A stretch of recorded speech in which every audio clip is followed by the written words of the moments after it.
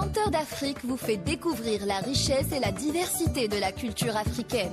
Écrivains, conteurs, archéologues, scientifiques et artistes de tout genre prendront le temps de parler de leur actualité, leur travail ou tout simplement leur vision de la culture africaine. Une culture aux couleurs et aux senteurs de l'Afrique.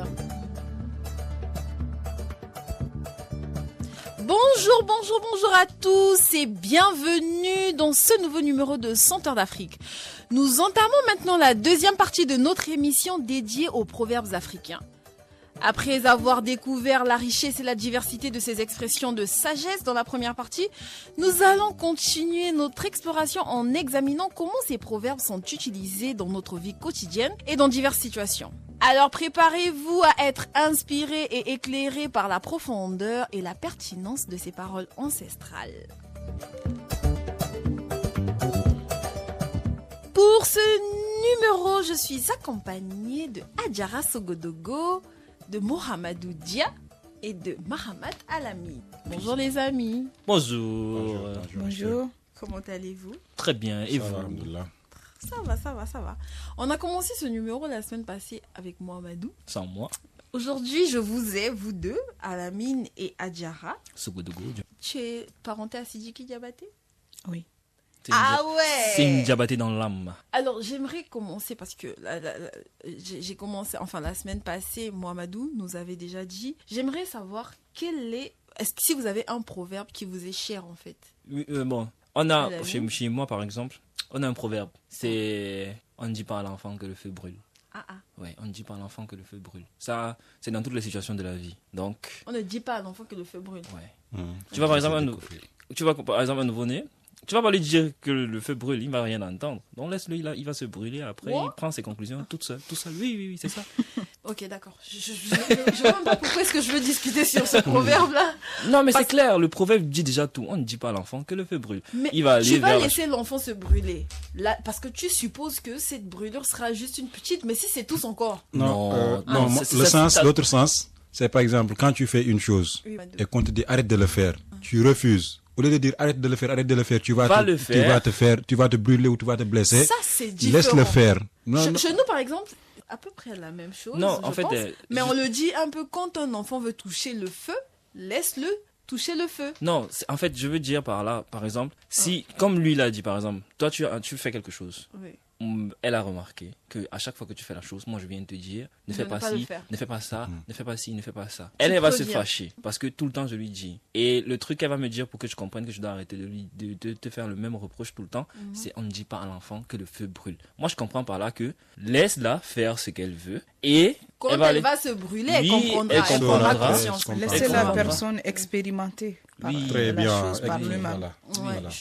Non, dis comme ça, je comprends mieux. Mais quand tu as dit, on ne dit pas.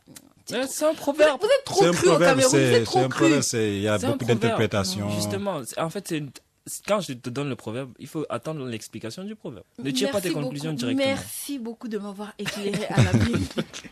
Adjara, et toi? Il y en a plusieurs qui me marquent et que j'utilise souvent. Donc toi, tu utilises quotidiennement des proverbes? Pas quotidiennement au sens propre, mais ça reste à côté de moi, au cas où je me perds. Voilà. Et justement, souvent, quand je suis bloquée sur quelque chose, j'ai un petit carnet comme ça où tout est noté. Donc, je reviens sur ça et c'est par thème.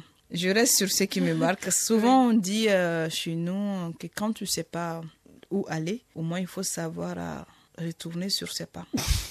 D'accord. Ce qui signifie? Ça veut dire, souvent, dans la vie, tu peux être perdu, tu peux avoir des problèmes, tu peux avoir tout type de mésaventures. Tu es brouillé mentalement et tu t'assois, tu te poses, tu te dis, où est-ce que j'avais commencé? Oui. Il est souvent important de faire machine arrière, de regarder le feedback, rétroviseur. Voilà, le feedback, de se demander, quand j'ai entrepris ce projet, quand je voulais commencer, l'objectif c'était quoi? L'objectif c'est le futur. Où est-ce que j'en suis aujourd'hui? Et quand je voulais commencer, qu'est-ce que je voulais? Tu regardes toutes les étapes par lesquelles tu es passé. Et là, généralement, ça me permet de me poser, de me débarrasser de cette pression mentale et de voir plus clair. D'accord. On reste sur toi, Adjara. Quelle place les proverbes occupent dans votre culture? Les proverbes au Mali, c'est généralement pour donner des leçons. C'est comme un outil d'éducation que les parents utilisent aux enfants qui sont comme... Il y a des petits alamines qui sont pas trop sages. Parce que la parole africaine, la sagesse, quand nos ancêtres parlaient, nos parents parlent souvent, c'est pour nous éduquer. Et c'est surtout pour nous inculquer la sagesse sur tous ces plans, peu importe le domaine et tout. Souvent, il y a un enfant qui sort dehors, je reste sur les enfants, qui se blesse ou bien qui se bagarre avec quelqu'un. L'enfant vient à la maison, il boude, ou bien il a peur de dire qu'on l'a frappé dehors, de peur qu'on ne le bastonne pas encore à l'intérieur. Bon, là, ça dépend même. Donc, du coup, il vient, mais le parent sait que l'enfant a quelque chose. Il lui demande, par exemple, qu'est-ce que tu as eu dehors, qu'est-ce qui se passe? Et l'enfant dit non, je n'ai rien, ça va. Et tu as nos parents africains là qui te disent, quand le mort se cache à... Comment on dit ça en français? J'ai ça dans ma langue. En bambara, on dit ni shui dogo akobarala anogole metakalahara.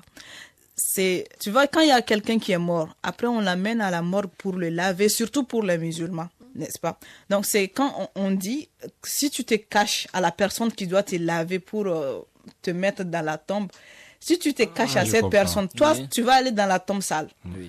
Ça, c'est la traduction. Je ne sais pas si quelqu'un peut reformuler. Bon, c'est comme la manière dont je le comprends, c'est comme par exemple, tu es malade. Et tu caches. Tu pars à l'hôpital, et tu refuses de dire comment le docteur ne peut pas te traiter, il ne peut pas te donner des médicaments tant qu'il ne sait pas qu'est-ce qui t'arrive en réalité. Moi, je le comprends ainsi. Voilà. C'est quand donc, tu caches quelque chose que tu as. Il ne faut pas cacher une chose, il faut le dire, comme ça, on va apporter une solution par rapport à ça. Exactement. Moi aussi, je le comprends. Moi, je comprends autrement par... Je vais vous donner une expérience que j'ai eue, un vécu, pour expliquer un peu le proverbe. Quand j'étais petit, il y avait un moment... Tu étais très turbulent. Non, ça c'est clair. J'étais très turbulent. Et chez moi, à un moment, il y avait des travaux à la maison. Donc, il y avait des planches avec des clous posés. Et en marchant, une pointe est entrée dans mon pied. What? Ouais, juste au talon là, du pied gauche. Je savais que tu n'as pas commencé ça aujourd'hui. Et moi, j'avais peur parce que je n'étais pas censé être là. Tu vois? Et quand ça m'a piqué, je me disais non, c'est un petit truc et tout. J'ai juste nettoyé avec de l'alcool. Et tout seul? Tout seul, ouais, j'ai pris de l'alcool. Comme un grand garçon que tu étais à l'époque. J'étais un grand garçon. Waouh! J'ai nettoyé avec la plaie et tout après, mais je n'ai pas bien désinfecté, quoi, tu vois. Et le clou, apparemment, il était rouillé. Tétanos. Laisse même l'affaire de tétanos. C'est plus grave. J'y viens. Je suis resté, ça me faisait pas mal. Premier jour, non. Deuxième jour, non. Troisième jour, je commence à sentir. Là, c'est infecté. Ça commence à s'infecter. J'avais peur de dire à ma mère. Quatrième jour, je cache. Cinquième jour, j'arrivais plus à marcher. Waouh. J'arrivais plus à marcher. Et le pied, on sentait qu'il y avait quelque chose sur mon pied, quoi. Je restais dans la chambre. J'ai caché ça. Et ma petite sœur, elle a vu que je souffrais. Elle allait dire à ma mère. Donc, à la maison, on m'appelle Dacho. Elle dit, maman, Dacho, c'est comme si Dacho a quelque chose. Il n'arrive pas à marcher et il pleure là-bas dans la chambre. Et tu vas l'appeler. Je me lève, je boitais, quoi. Mais j'ai forcé, je suis arrivé. Il était pratiquement 23h. C'était pratiquement 23h. Mais même les hôpitaux étaient déjà fermés et tout. Elle me dit, qu'est-ce que tu as? Je lui dis, je suis resté à la porte, quoi. Elle était assise là dans la chambre des filles, de mes sœurs. Et je lui dis, la semaine passée, il y a un clou qui est entré dans mon pied. Et là, ça me fait mal, j'arrive plus à marcher. Elle dit, quoi? Depuis quand? Ça fait une semaine et tu ne m'as pas dit? Elle s'est fâchée, elle voulait même me frapper, mais elle a pas frappé. Ouais, non, j'ai exagéré. Moi, je comprends, j'ai exagéré. Non, je comprends. Elle a dit, viens avec ton pied là. Elle a soulevé mon pied, elle a vu la plaie. C'est là infecté, bien infecté. Elle me met dans la voiture, on part dans un dispensaire pas loin de la maison. Quand on arrive, les infirmières qui étaient là de garde, les femmes là, elles voulaient même me taper à la place de ma mère. Pourquoi tu avais caché? En fait, là, c'était vraiment infecté. Et on était obligé de me faire l'antitétanos là. Et ma chance, c'est qu'il y avait tout. Donc, elles m'ont traité directement. Et pendant qu'elles me traitaient, comme l'antitétanos, on l'injecte, c'est combien de temps? On l'injecte pas directement, quoi. Il y a une période de temps où on doit l'injecter, genre petit, et ça fait mal. Pendant qu'elle m'injectait... Tu avais beaucoup de chance. Je te jure, imagine toi, tu fais 5 jours pratiquement avec une plaie qui s'infecte, un clou rouillé en plus. Et pendant qu'elle injectait petit, elle me grondait, elle m'insultait, elle me menaçait. Ma mère dit que ça va même laisser. Après, j'ai passé la nuit à l'hôpital. J'ai passé pratiquement 3 jours à l'hôpital. Et à chaque fois que quelqu'un venait pour rester de garde avec moi, par exemple mon cousin, mon oncle, il me menaçait, il m'insultait et tout. Après tout ça, ma mère me dit, tu vois, si tu m'avais dit ça depuis, on ne devait même pas passer par là. Tu pouvais mourir comme ça. Personne ne devait savoir que je sais que tu avais. Imagine-toi si ma chance c'était que le clou n'était pas vraiment enrouillé, parce que si c'était rouillé, je devais prendre tétanos. Donc ce qu'elle a dit là, faut pas cacher les trucs. Faut pas cacher les trucs. Pas du tout. D'accord. Est-ce que vous pensez que les proverbes africains les proverbes tout simplement, devraient avoir une place centrale dans le système éducatif? Mohamedou? Une très grande place même. Parce que ça apprend de la vie. Ça apprend beaucoup de la vie. Et puis, il y a de ces choses. Dernièrement, lors de l'émission, j'avais dit ça. Bon, il y avait Samuel et l'autre. Et Youssouf. Donc, on en avait parlé que, par exemple, imaginez qu'une personne qui te dit n'interdit pas à l'enfant de toucher le feu, il va le découvrir lui-même. Qu'est-ce qu'on peut dire par là?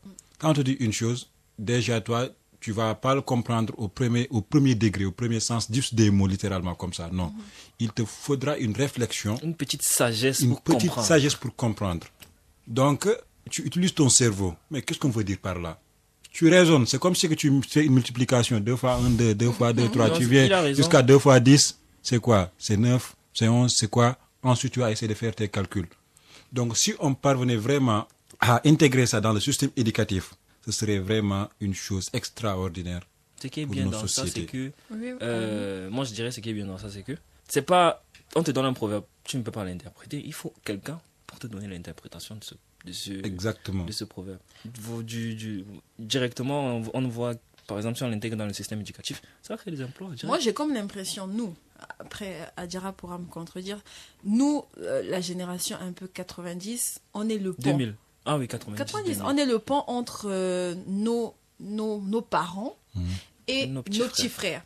Du coup, on avait cette sagesse-là lorsque ton parent te dit, en Afrique, par exemple, quand un vieillard meurt, c'est toute une bibliothèque qui brûle.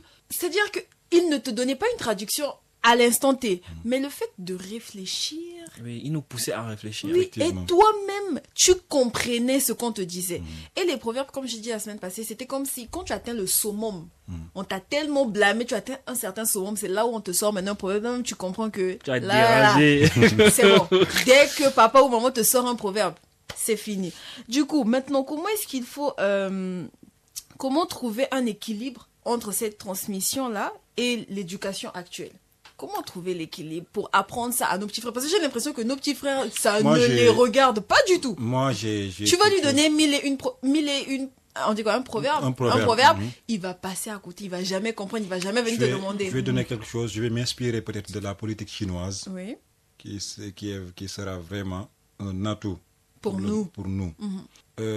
Par exemple, le CEO de TikTok, c'est un... Il n'est pas chinois, il est... J'ai oublié son Coréen? Non, c'est pas un Coréen. Non, c'est pas un Japonais. Son CEO, mais c'est pas loin de la Chine. C'est pas loin de la Chine, donc...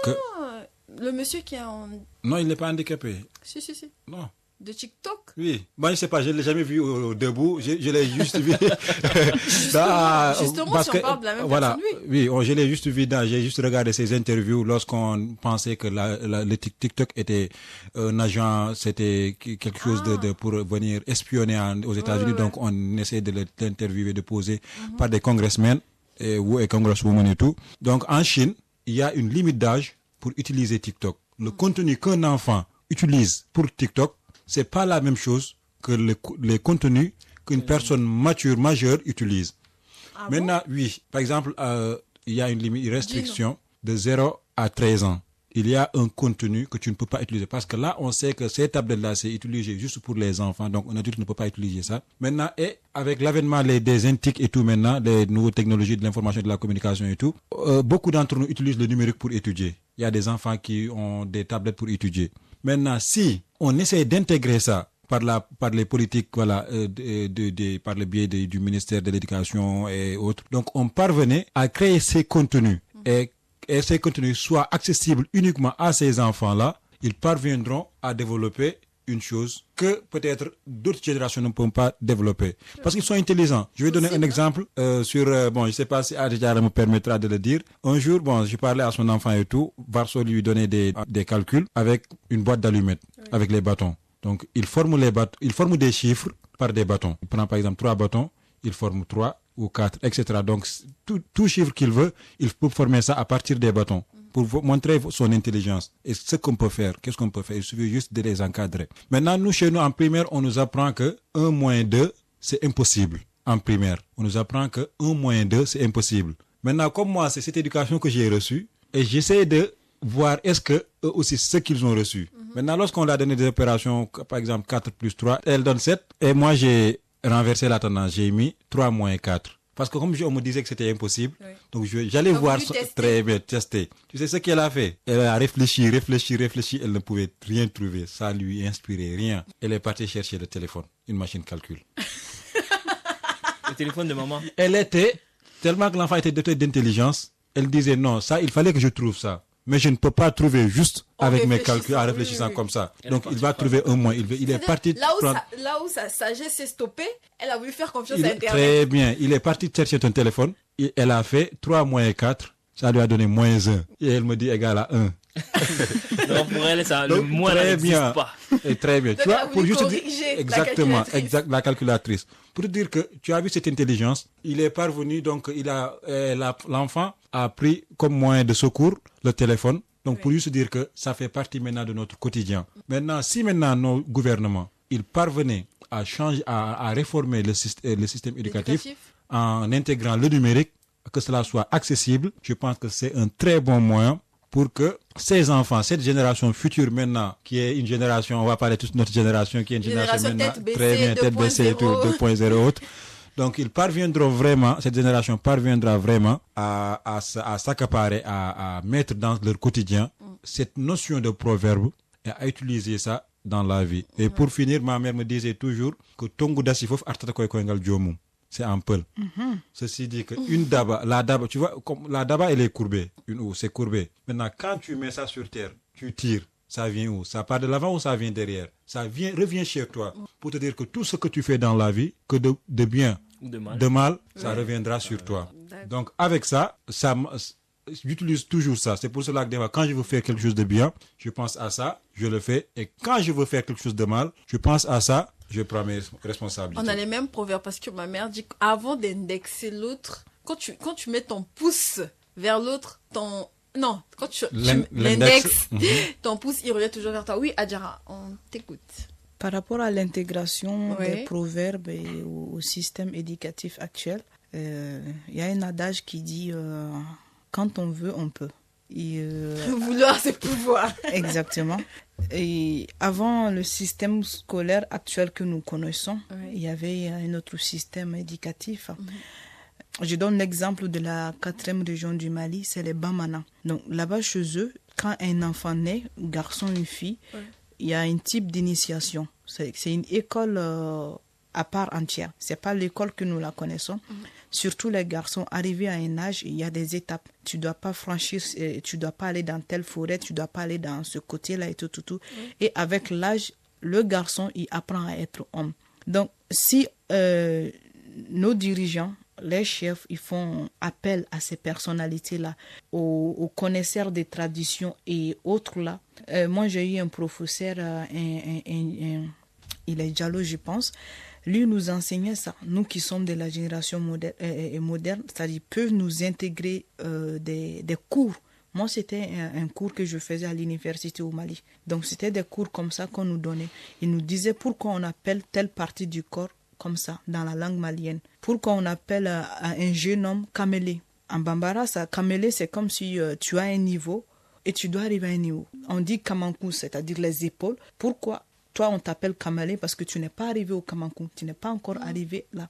Donc, avec un système mis en place, beaucoup de volonté et les personnes qu'il faut, on peut... le système actuel peut être flexible en y ajoutant des modules, des cours dans ce sens-là. À l'université, j'avais aussi des cours en bambara. Donc, ça peut se faire. Du coup, Alamine, selon toi, comment est-ce qu'on peut trouver un équilibre entre la transmission de cette sagesse ancestrale et l'éducation actuelle? Pour ma part, ça sera un peu compliqué parce que déjà, la jeunesse actuelle est trop branchée les réseaux sociaux. Donc, pour vraiment leur inculquer cela, soit on doit l'intégrer dans les réseaux sociaux ou bien dans la technologie comme Mohamed l'a dit, soit on doit supprimer un peu, garder l'autre. Et ça sera très difficile. Non mais on peut pas, ça on peut pas déjà, c'est mort. Ça sera très difficile. Ou bien on va faire, comme tu l'as dit, comme c'est nous le pont entre l'ancienne génération et la nouvelle génération, c'est à nous de faire le pas vers la nouvelle génération pour leur dire vraiment. D'accord, nous sommes arrivés à la fin de cette deuxième partie de notre émission. Il faut juste qu'on reste sur nos origines, il faut avancer, bien sûr. Quand le monde évolue, il faut évoluer avec le monde. Ouais. Mais il ne faut pas oublier là dont on vient.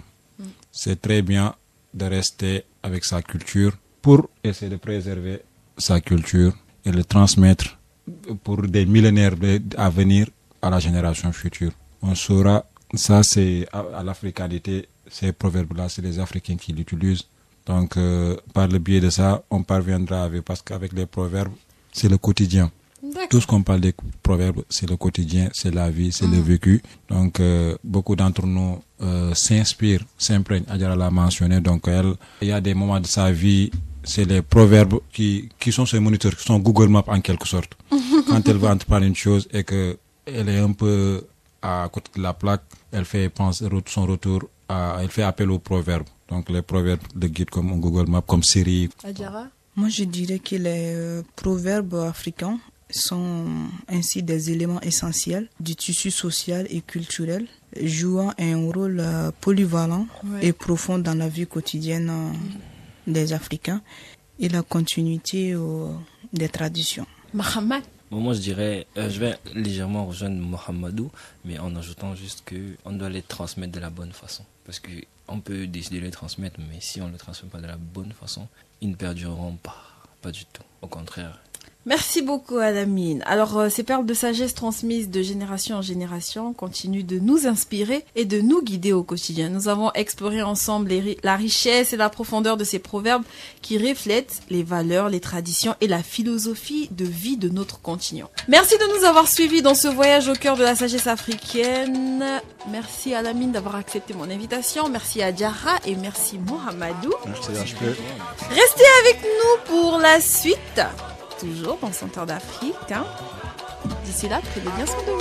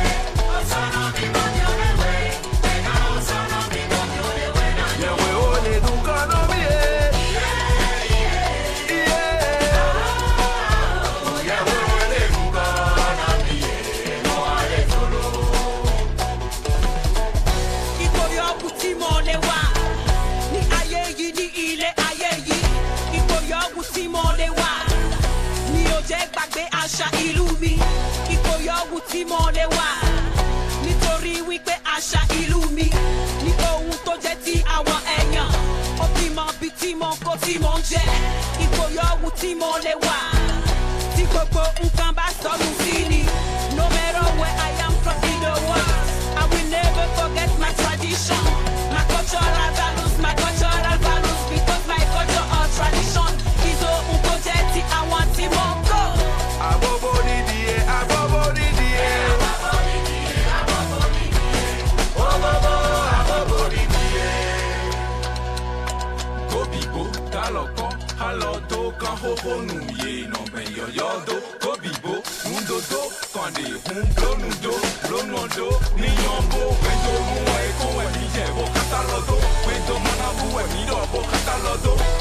E kon we mi jebo katalogo Wendo mwana bu we mi no bo katalogo Kon mi se, do kon mi se Mama kon gwa jibi flag do jibi se